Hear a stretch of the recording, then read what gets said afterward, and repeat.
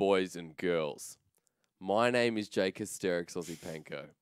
With me is Nathan Mendrix Mendez, and this is it. This is the wildcard final. The hype has begun. Abyss White versus Abyss Black. We're just going to say white and black to make it easy on us. The team that wins this best of three will go into the OCS. The OCS is where the big boys play, where the hype will continue. Mendrix, it's getting serious. Oh, it's getting serious. Black and white, fire and ice, yin and yang. I don't know if the teams are that different from each other. However, there's definitely something we need to say to divide them with in that regard. Sorry, I'll just keep the seriousness. But coming into this, it's been such a fantastic day.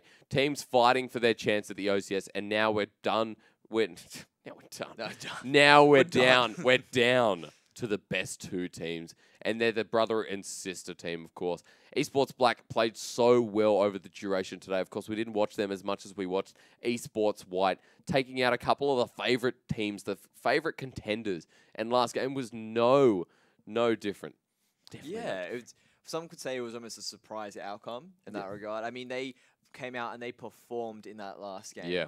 They completely took control of the game. They had control. They had control of the whole thing because their team comp essentially said, "We will be winning with the team fights. You need to beat us early." That's the team that Avantgarde Academy had in the last game that we saw, and they didn't let them beat them early. From there, they just kept them under control. No worries. Next, out of the boom, they've taken down. They've cracked the base already at the 13-minute mark. Very impressive play coming through from the white side of things. They capitalized so much better. Of course, Abyss Black, no stranger to that either. Both teams very good at synergizing well with their mid laners, using their mid laners, huge damage come out, and especially Orianna, I believe Abyss Black played a while back. We saw so many good plays coming out of BTKA through with the Orianna. He does like a bit of Orianna on the off foot.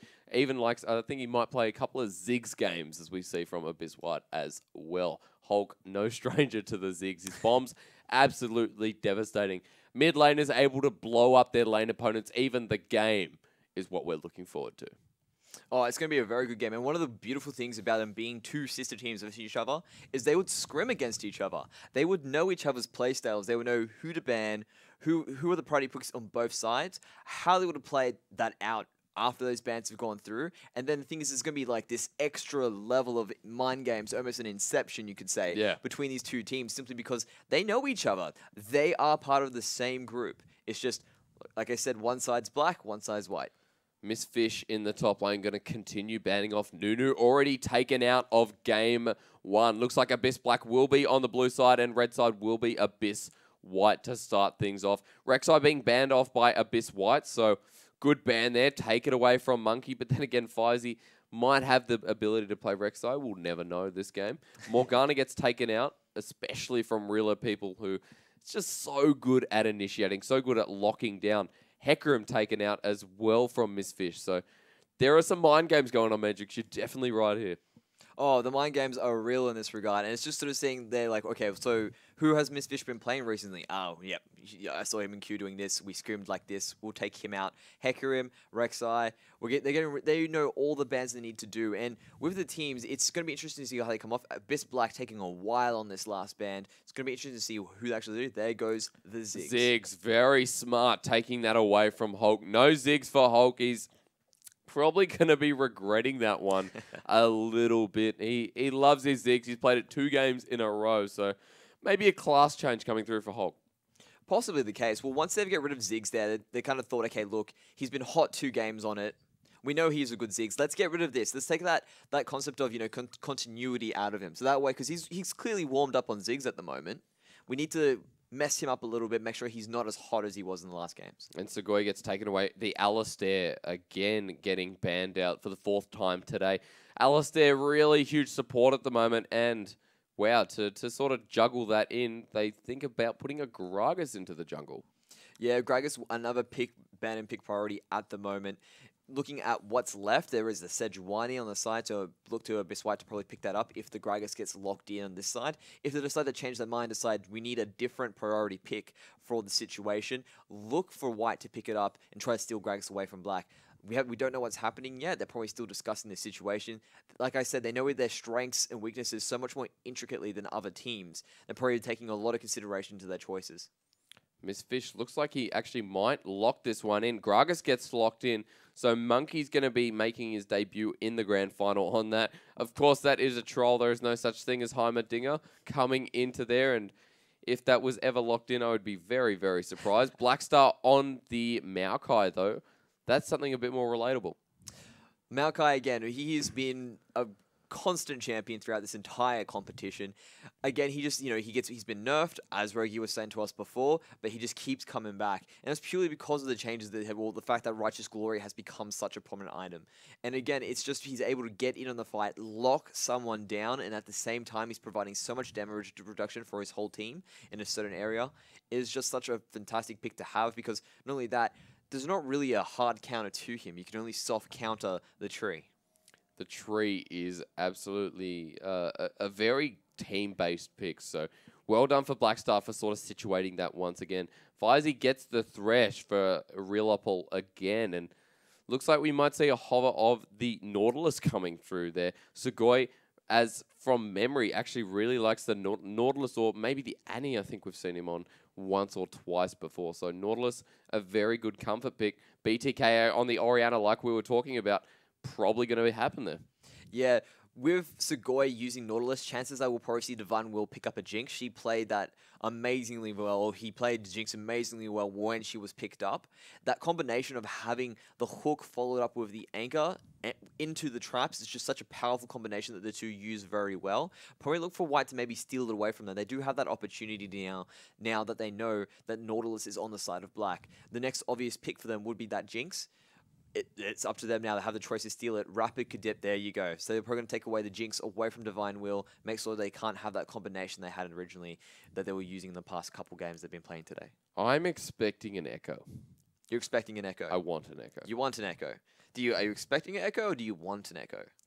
I think against the Orianna, the ability to gap close and sort of make her, rethink everything that she's doing, Echo has that ability.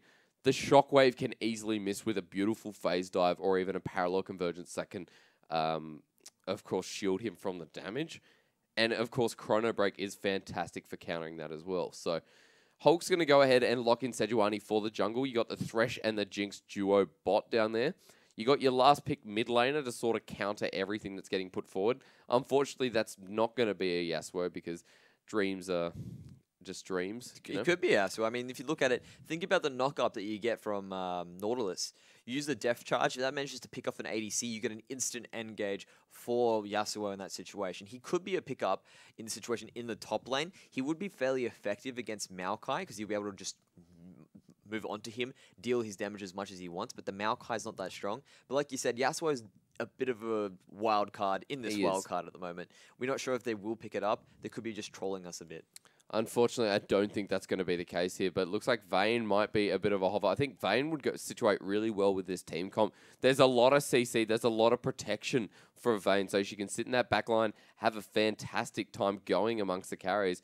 But they're going to pick Ashe instead with the no escape. Sugoi, no way, no way, no way. Oh my God, it's a Yasuo. Oh my God. The grand final. Thank you very much. How do you deal with a Yasuo? It just gave me like 10% energy. No way. No way. Okay. No, be professional, Mendrix. Be professional. Okay, professional. No worries. We're being professional.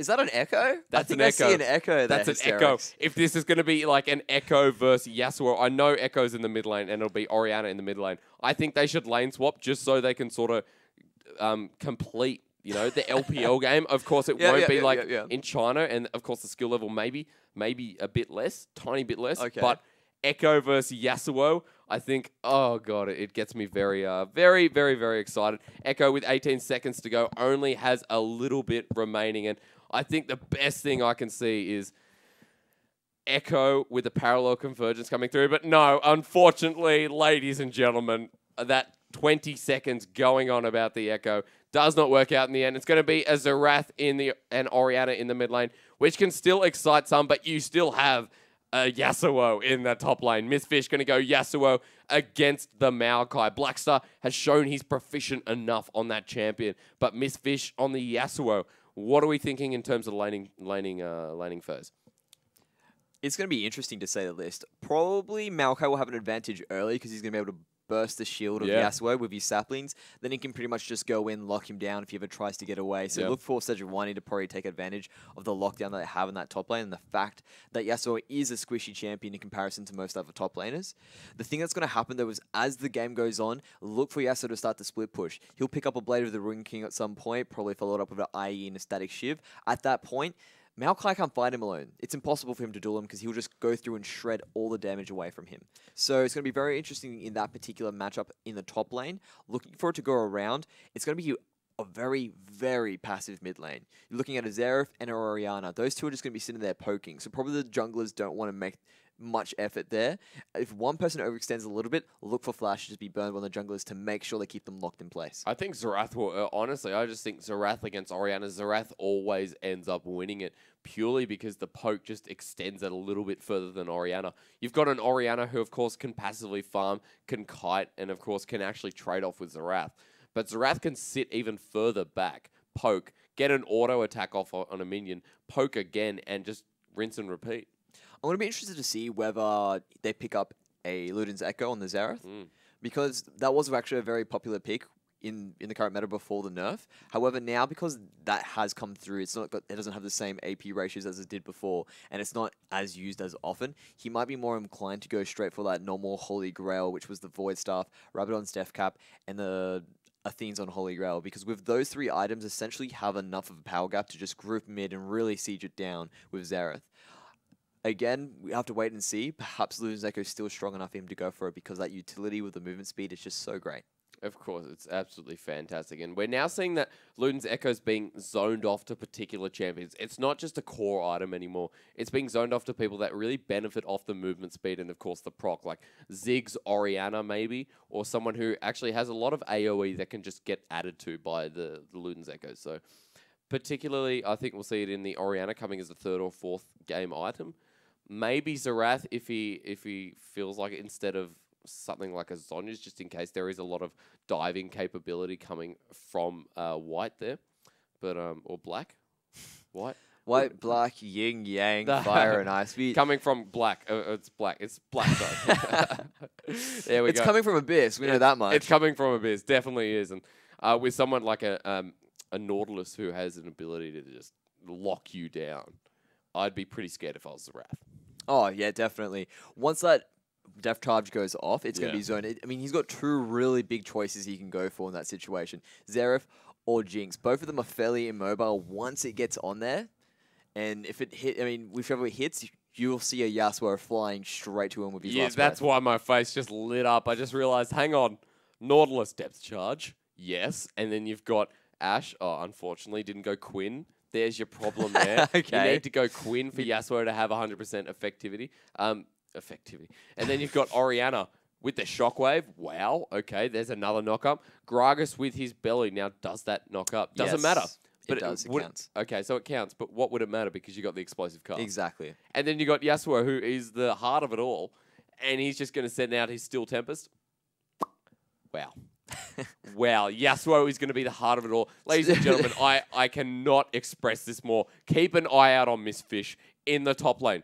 Of course, he's going to be rivaled by the Maokai if the Maokai can shut him down. But if you let that Yasuo get a kill, if you let that Yasuo get farm, at this level, he is dangerous.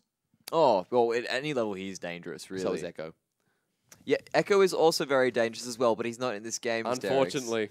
There was a chance. It didn't happen. The Xerath came through. Unfortunately.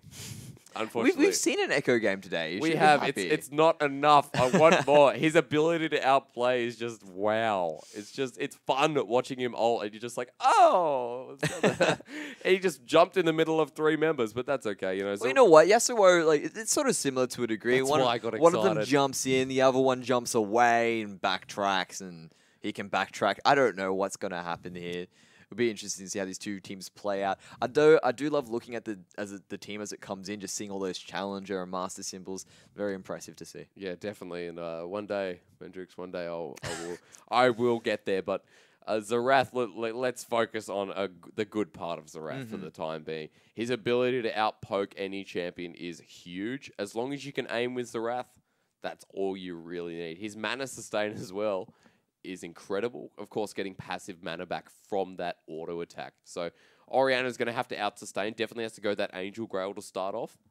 Zerath probably going to do the same, or maybe go for Morellonomicon to start off. What do you think the basis of starting to build a Zerath or Orianna is? Who's going to build what first, and what are we going to say? Both of them are going to go for Grails. You reckon? Yeah, one they got a lot of magic poke between the two of them. Yeah. And the reason why that essentially you get magic resistance from it, so that helps there. The other thing is that both of them are going to be just throwing as many abilities out as they can to try and hurt each other. Yeah. So they need that mana regen, which is much more powerful on the side of the Grail. Another thing that comes through with that is the fact that with the Grail, there's mana return on kill as well. So you really want that coming through for the team, because when you're in the middle of those team fights, especially with those big poke champions, when it hits and you do manage to pick up the kill, instant mana refresh, boom, fantastic. I can start throwing out more attacks and get more kills. Definitely going to see that as the first part. We're a bit anticlimactic there, going straight in the game. There's a pause coming out, so some technical difficulties coming through from Abyss. Yeah, it's kind of interesting to see what's happening with the chatter with them at the moment. But yeah, we'll soon to find out what's going to happen there. But as you can see, a lot of ward trinkets coming on through across the board. Let's just deal with that before it gets out of hand, of course. Chat going off once again. Moving into the game, ladies and gentlemen. Let's see if Abyss can win, of course. And it's going to be Abyss White versus Abyss Black. Abyss Black going to be on the side of BTKA, and Abyss White going to be on the same side they were last time. So that's all right. That helps out a little bit in that regard. We've got the black and blue, red and white. Yeah, that works out. So I think the more you say Mendrix, the more it's just confusing me. So let's just say BTK, of course. Abyss Black looking very strong in their promotion games up to this. And whoever wins this, we're going to be moving to the OCS. Yeah, and with that, the opportunity to go professional. This is a chance to actually come through and really break out into the scene as it's growing, and that's a fantastic opportunity for these players. Divine Will taking a sapling to the face there. Just a bit too much damage. He's in the middle of the brush. Maokai going to back off, and doesn't look like there's going to be any presence coming from Jinx and Thresh in that bottom lane. I think they might actually go for a lane swap here. Well watered though, so I'm not sure how they're going to get past that. Yeah, both these teams have been using lane swaps throughout the entire competition as well, which is great to see.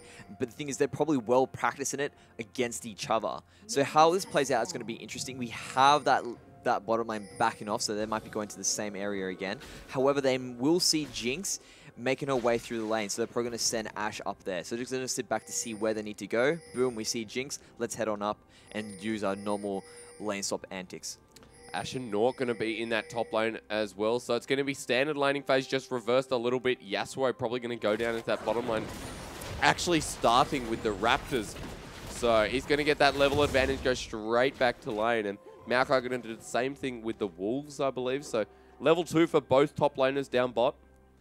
Probably going to get a nice little advantage towards Yasuo if he gets that Steel Tempest, and of course he gets the sweeping blade. That's it. Yeah, the sweeping blade. Yes. So with that, it's good because when Yasuo gets to level 2, he can really use that to build up his flow. So he's got that shield, and it's going to be great for him against the Maokai. However, at this point in the game, Maokai will still have the edge.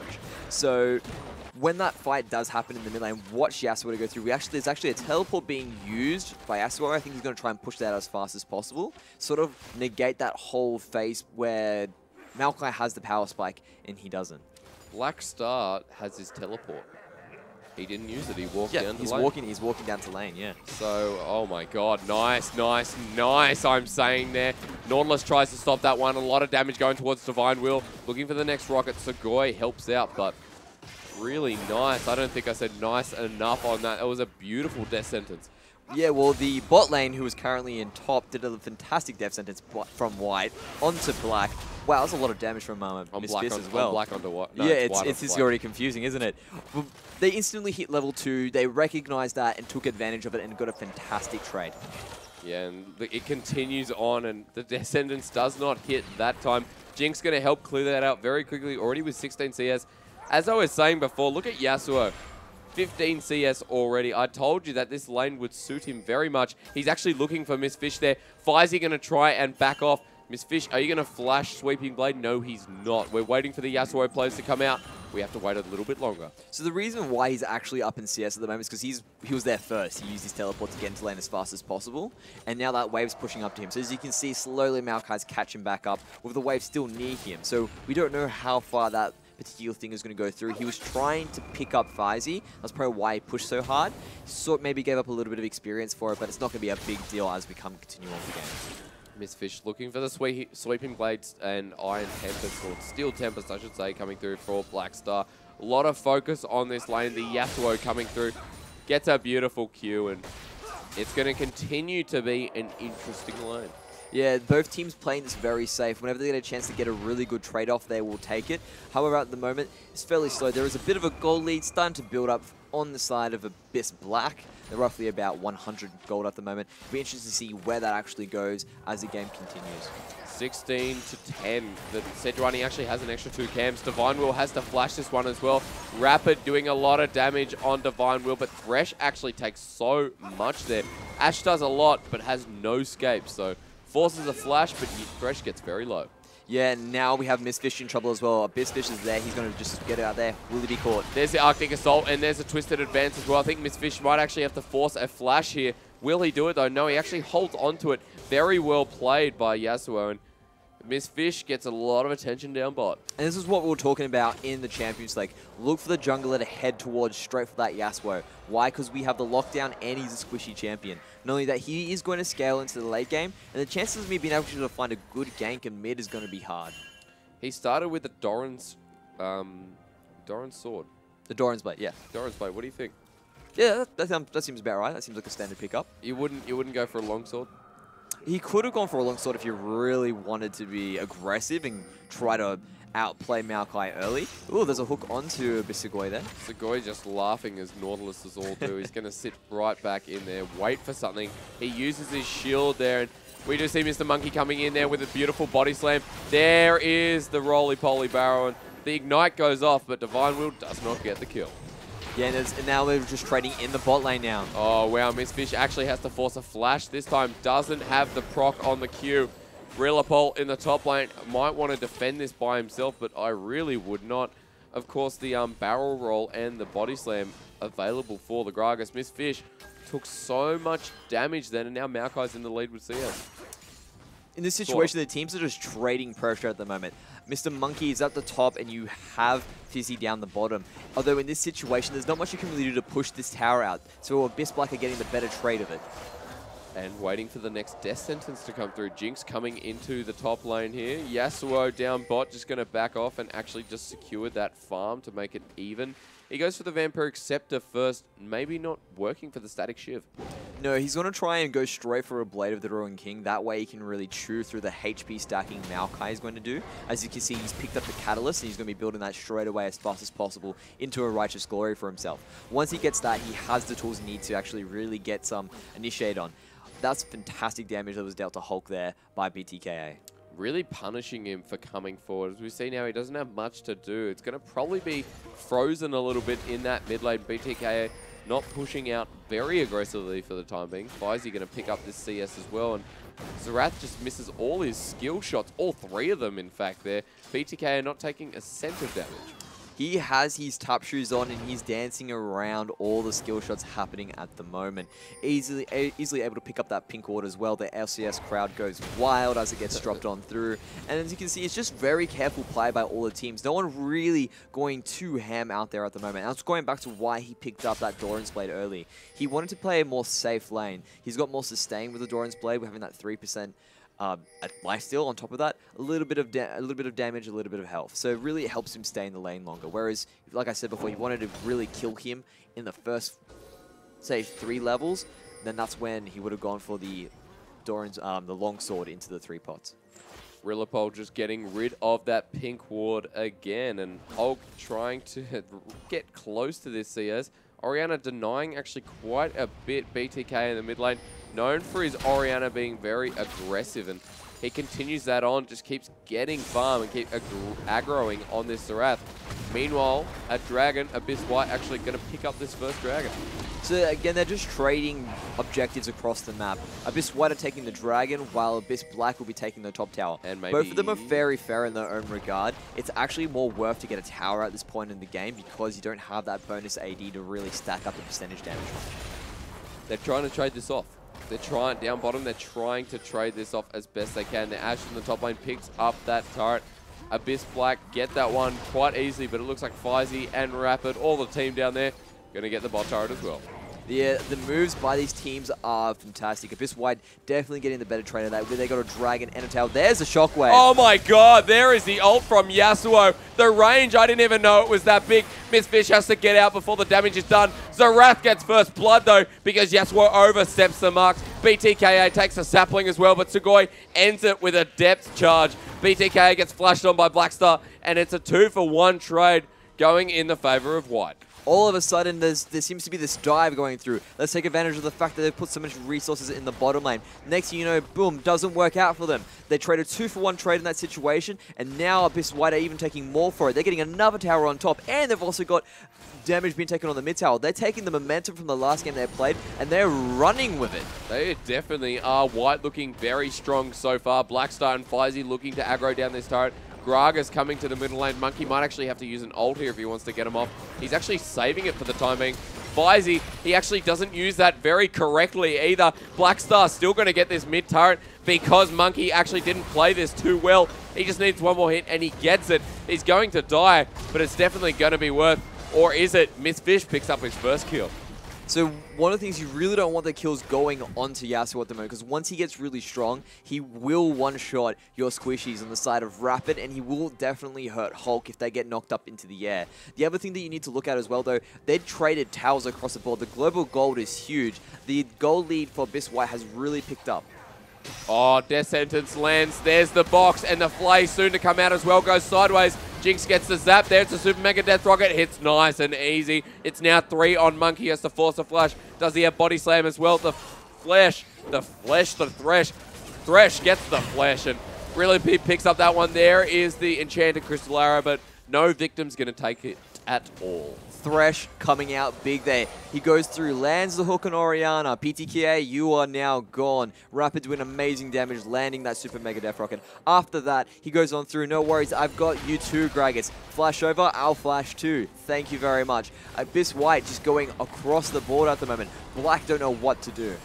It all worked out in their favor in the end. Looks like White are going to get yet another turret coming through. BTKA can't even defend that one.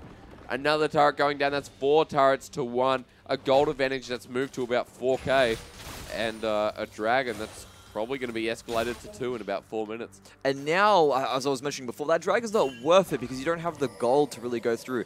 Well, do you know, they've picked up that gold advantage now. They're backing at the 11-minute mark. They've already managed to get this massive lead over Black. This is huge for them. And both teams, they're running team fight teams. In this situation, the stronger one will come out on top. There is a bit of chess, you could say, to a little bit of strategic positioning that comes into it that could probably help shift the leverage in the favor of Black. But they really need to make sure their wards are on point, and they really need to stop what's happening because White are just running with the momentum. The momentum is what got everyone going so far in this competition. White are just huge at the moment. With that 4k gold lead comes 4k responsibility. Faizy going to probably look for an Arctic Assault to initiate this next one, but it looks like Black want to come into this mid lane and get this turret, their second turret of the game. Yasuo gets a nice Steel Tempest, but it's not going to do too much. And it looks like the sieging might actually... No, I think they're going to continue to siege this mid lane turret. It's going to be very difficult for them, even with having the bit of an edge in terms of the positioning right now. But the fact of the matter is, now that Zerath's there and you've also got the Jinx, this tower is probably not going to fall. Bar there being a very big mistake on the side of White. And White are still going to defend this mid lane turret. They don't want to lose any turrets just yet. But Black are very, very insistent on going through with this. Mistfish actually is the one who gets caught there. Enchanted Crystal Arrow gets Jinx. There's the depth charge on the Jinx as well. Mistfish is waiting for a knock-up opportunity. Doesn't actually have the Q stacks just yet. Hulk takes out BTK, and there's their Orianna. A double kill for the Zerath. Fish is going to have to do something here, but he doesn't even get off an ultimate in the end. That's because he doesn't have it. And Jinx looking for the zap, finds it with a double kill, a triple kill for Hulk. There's the ace, and White just made it 2 for 9. That was a clean ace at the 13-minute mark. This gold lead has now skyrocketed to 23k versus 17k. And on top of that, they're also picking up the tower. This is almost like deja vu in the last game that we played. Did they just manage to break the middle inhibitor turret in the 13-minute mark? They sure did. Abyss White are playing like a house on fire. They are so strong at the moment, and Jinx 3 for 0 for 3. You got a Zerath who's 4 for 1 for 4. And I mean, the Athenes has already been finished. It's already been built. And he's just picked up his boots. He's already got the Doran's ring. Actually, no, scratch that. He's got a needlessly large rod. Okay, fair enough. You know, just go back, buy one of those to add to a Rabadons or maybe a Zhonya's. I think with Zerath, you got a huge poking comp. Go for the Rabadons. Definitely worth. Exactly, it is definitely worth in this situation. And also another big thing to notice, the whole time while this whole fights were happening, there was these massive waves up in the top lane and up and down in the bottom lane. What's happened in this situation? White's picked up that particular wave, and Black has let it crash against the tower. A lot of golden experience missed on the side of Black and a lot gained for White. This lead is just getting further and further ahead, and they're extending it with another dragon. Like I predicted, here's the second dragon coming for White. I thought they'd be this strong, and exactly right. There's the second dragon going to White, one step closer to that third one, getting that movement speed from the third one, of course, but for the time being, they'll deal with the 15% damage to minions and monsters, man. Black just chose to have no bar on that dragon. They figured, okay, this time we're in damage control. We can't accept it. We have to wait for them to siege into us and take that advantage. There was a... Yasuo was able to pick up a lot of free farm up in the top lane there, and he pushed it all the way up. This gives him a bit of time to like really get back, but the teleport advantage is still there for both teams in that regard. So that's no big loss for Maokai. He's going to get the chance to pull it up, and if anything tries to happen, if Black goes for a desperation move in terms of forcing a fight, the Maokai will be there. Maokai is everywhere. His initiations have been on point. You got a Sejuani again from Flyzy, who's just so good at running into these fights. You saw it the last game. Flyzy just did so well on the Sejuani. He figured, hey, I'll just go again. You know, it's been a big day of League of Legends. 0 for 0 for 6. He's got, let's do the mathematics here. He's got 66% kill participation so far. You got a Zerath who's picking up these kills. You got a Jinx who's also picking up the kills. She's got her power spike with the Infinity Edge. Unlike the Ashe, who with no escapes, hasn't got the Infinity Edge just yet. The gold is definitely where you want it to be. There we go, Miss is going through. He lands it. There is the ult right in the air, but a Dark Passage just ruins 2 ults. Sugoi goes in, and there is the Orianna ball, but the Glacial Prison gets someone there. Wow, the damage from Orianna comes through. Divine Wheel looking to slow down Flyzy. Black Star's in there with the teleport. Miss Fish is in there, but he's in the front line, taking so much damage, gets bursted down so quickly. Divine Wheel looking to get the last hit. The thingy gets popped, of course. Don't need names right now, do we? Shutdown comes down from the Orianna. BTKA looks for something else, and the Sejuani tries to defend this with the minion wave. Divine Wheel gets Steel Tempest. Oh, God, they're just going out the window for me right now. Let's fix that up. Of course, the Death Sentence landed, but not going to do too much. And the Righteous Glory, which I stumbled on before, gets popped, but does not save Maokai. In that situation there, Maokai was late. The teamfight had started, but it's not like it was his fault. He didn't really have anywhere to teleport to. They were sitting around in Abyss Black's jungle, sitting there like, yeah, no worries, guys. We've got this game sort of in the bag at the moment. We've got the control. We've got the goal lead. It's all great. Well, no, you don't. Not when you're that far forward and you got no way to get your tank into your front line there to help you out. From that situation, they were able to pick up 2 easy kills and also get a claim a turret from that. On top of that, the shutdown gold going on to Orianna. That's not what you want. And I mean, it wasn't just 2 easy kills. It was 9 for 2 a second ago. So 3 kills actually going there. BTK picking up 2, and I think Divine picking up... no, sorry, not Divine. Must have been the Yasuo? No. We don't know. Maokai. Let's try that. He was 115, now he's 225. Oh, thank you very much. But of course, White do pick up 1 kill there, and Black pick up 3. And looks like the top turret, White have not stopped their relentless engage coming through. They're going to get that top turret. Their 6th turret of the game. That's going to be the 5k gold lead. That's probably going to be the rotation towards warding up Baron. And eventually probably picking it up. Yeah, it is live in the next minute and a half, but these two teams need to watch out for each other. Yes, Abyss Black has showed us they know how to take a Baron. Well, Abyss White, I guarantee you they probably know how to stop a Baron. So the next thing you need to look that's coming through is that these two teams need to be careful. Even though they may have the ward advantage and have that gold advantage, Baron throws are still a real threat for both teams. And we've seen it all amongst today. The steals of Baron are actually pretty big. And as we do move back into the game after a quick little technical pause, Monkey going to clear some wards, probably end up warding the Baron himself. Both teams positioning around the fact that Baron is up very, very soon. So a minute and 20 there. I don't think these teams really want to just go straight for it. Then obviously if the opportunity arrives where they get a clean ace or a good couple clean 3 kills, they'll go through and take it. Abyss White still have that driving seat. I'm surprised they haven't barred down the mid like they're doing now more sooner. Really, in that regard, it's an open inhibitor. Get in there, get it out of the way, more pressure around the map, and that opens up more objectives for yourself. But actually, Blackstar gets done by a dredge line there, but a Death Sentence comes through with the flay. The depth charge goes on their back line, and Yasuo just swings down there, but a nice Dark Passage actually just counters that. There's a Super Mega Death Rocket onto Sugoi, and Blackstar gets taken out by BTK, but in that back line, Jinx is still going nuts, and Rilipol helps secure that one for Hulk. Divine Will, the only person alive. Death Sentence doesn't land, neither does Zap. The Sapling going to follow her, but it's 5v1, and that Ashe could not be more scared. That was such a fantastic time to really go through and get that fight. Death timers across the board aren't long enough for them to really time that with the Baron. They might go up instead of a few wards and be good for it. Dragons is up in the next minute, so they've got a choice there to really go, okay, let's set the wards up either on the Dragon or the Baron, and from there we can make the decision. Now the inhibitor's fallen. Now the base has truly been cracked. Abyss White have so many options on the board available to them. Abyss Black really need to knuckle down and wait for a mistake. That is their way to get back into the game. Blackstar going to push this wave out so that Baron remains a constant option for Black coming through here. White are going to have the option there. The confusions we face, I tell you what. Dragon coming up in about 30 seconds now. The third Dragon coming up for White. Sugoi looking to ward this one as well, but if Baron does get if the Baron does start, I'm not sure how much Black can contest. Well, exactly. It's going to be hard for them to contest in that situation. Again, the thing is, Baron at this point is still really strong. And these teams at the moment, they're not that much in the levels. You got 12, 13, 11. With that, that's not really a good time to engage the Baron. He'll probably shred you to pieces. And in turn, Abyss Black will be more than happy to come in and pick up the scraps. Miss Fish actually going very heavily on the backline. He's getting these knockups.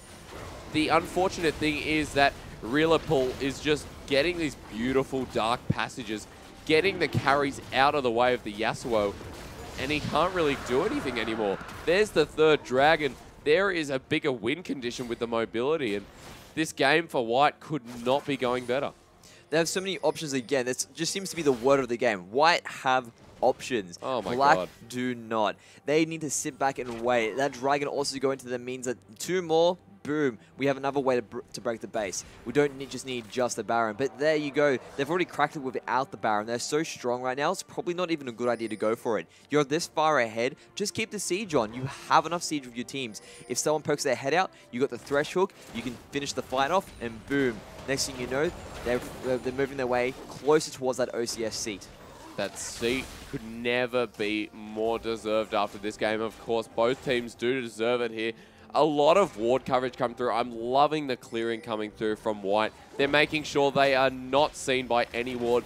Gone as soon as it's erected. Oh my God! Whoa. Hulk just smashes some health out. I take it back. I mean, Echo does damage, but Zaraf, that huge poke. Here it comes, ladies and gentlemen. Here's a big team fight as we go in there, and their Blackstar just goes straight in. The Glacial Prison hits everyone. The Vine Wheel gets bursted. The Super Mega Death Rocket doesn't do too much. Oh my God, Miss Fish in that backline just goes berserk, but gets taken out in the process. A double kill going for Faizy. 4 people alive. The Orianna is still there looking for any damage that he can get off. BTKA in a lot of pressure right here now. Descendants doesn't land, but then again, there's a Dark Passage just in case. Oh, flashes the Zerath, who's doing a lot. You got to be careful here, Hulk. BTKA can outplay this very, very easily. Hulk doing quite a lot of damage though, so after that big team fight, Mendrix, you're exactly right. All they have to do is siege, and they showed us what. Baron, who needs a Baron? Baron Schmaron. White showing us right now, all they needed to do was siege. Someone poked their head out, boom, Mr. Monkey gets caught. Next thing you know, they have a massive tree with that Frozen Heart in there, tanking it up for them, and they managed to clean up a fight there. Unfortunately for their troubles, they weren't able to pick up the main objective there, which was that turret, so they're opening up the bot lane for him. However, what they think is they sort of tunneled onto BTKA. If they just decided to let her go, they might have been able to take out the turret. So again, another one of those situations where the Bloodlust simply just kicked in. It doesn't matter in the grand scheme of things. 6-18 ahead. Roughly about 9k gold lead in that regard as well. Got plenty of gold on your carries. Luden's Echo has been completed for the Xerath. We were speaking about that before. Be interesting to see what he picks up. Another needlessly large rod on the back of that. Infinity Edge Phantom Dancer finished for Jinx. So many items are being completed now, and now we have the tools to start the Baron. Now we have the option to go to that. That was blacked out before because it was too risky. Now if they want to, they've got choices. Let's head bot again, do another siege. If not, hey, let's just get that Baron. 1 for 0 for 14 Thresh. Look at the kill participation on these supports. Face of the Mountain, the first built item. Belt of Health coming through as well. Giant's Belt, sorry. Zerath, you're exactly right. Probably going to see a Rabadon's coming through there. And I see a Zerath who's actually a bit scared at this stage. Sorry, not a Zerath, a Yasuo, who's built the Bammy Cinder. I think that's he's going a surprising pickup. He's going to opt into the Sunfire Cape. I think he's a bit scared as the Enchanted Crystal Arrow hits there. The Shockwave gets 4 members. The Yasuo ult, the Dream is here. He doesn't actually do enough damage at this stage, but it's enough to scare them to death. Yasuo gets taken out by the Sejuani, but it's a 4 for 4 coming through here. Divine Will doing a lot of damage on this backline, and if Yasuo had that Blade of the Ruin kick or even the Infinity Edge, that would have gone a lot different.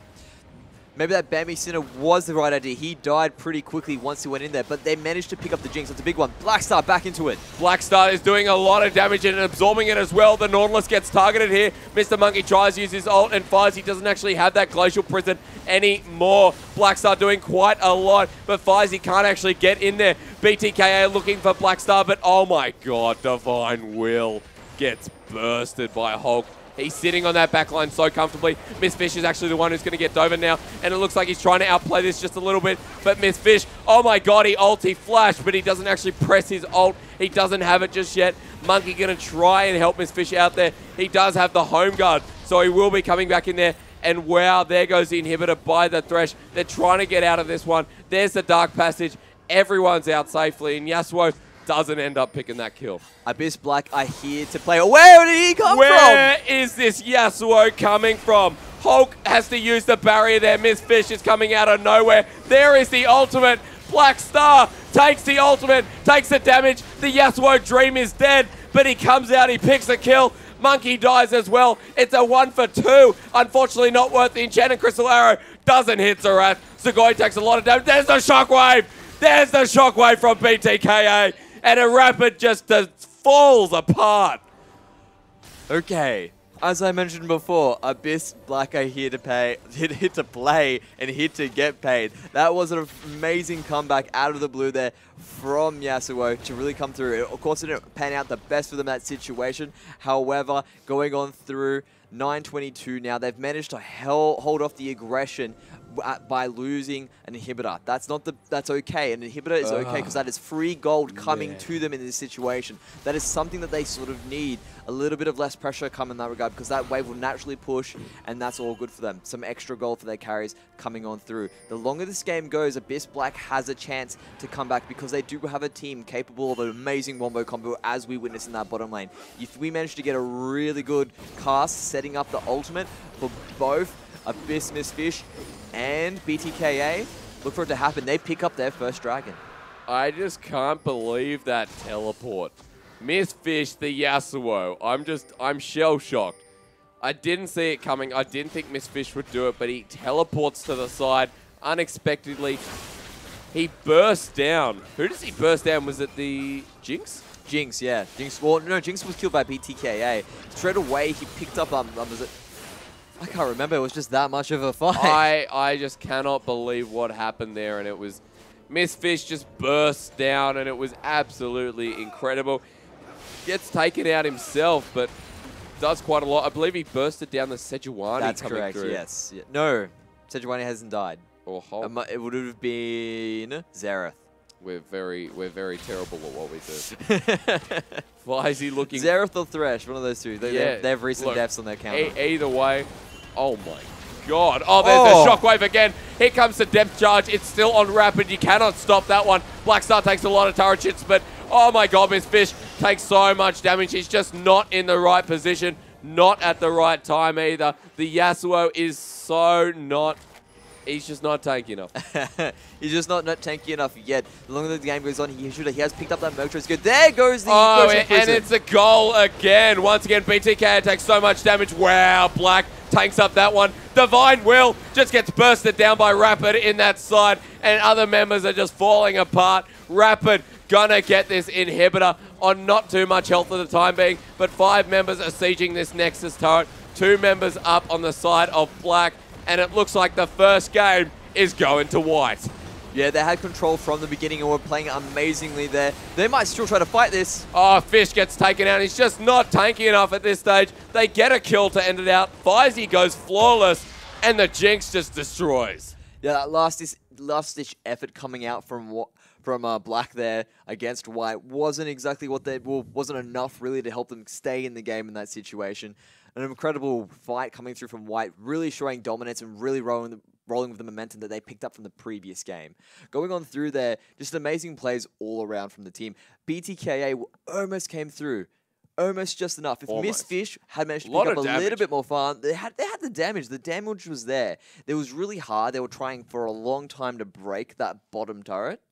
And eventually, they did manage to pick it up. There was so much hope coming through there. Miss Fish getting the Yasuo 4-man ult. The dream was close enough there, but just didn't have the damage to sustain or at least push everyone out. Unfortunately, Yasuo didn't end up working in the top lane. So as much as we like seeing Yasuo, I just think maybe it wasn't relevant to the team comp.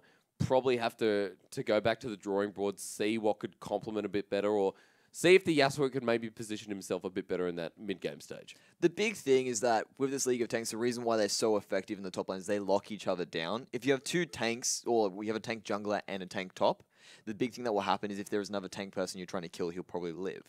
But in the case of Yasuo, he's not that tanky. He'll probably get bursted down eventually by the 2 of them. And with that lockdown, he won't get away. Because unless he's got minions to really flow onto, using his sweeping strikes, he's not actually going to be able to have that chance to get away.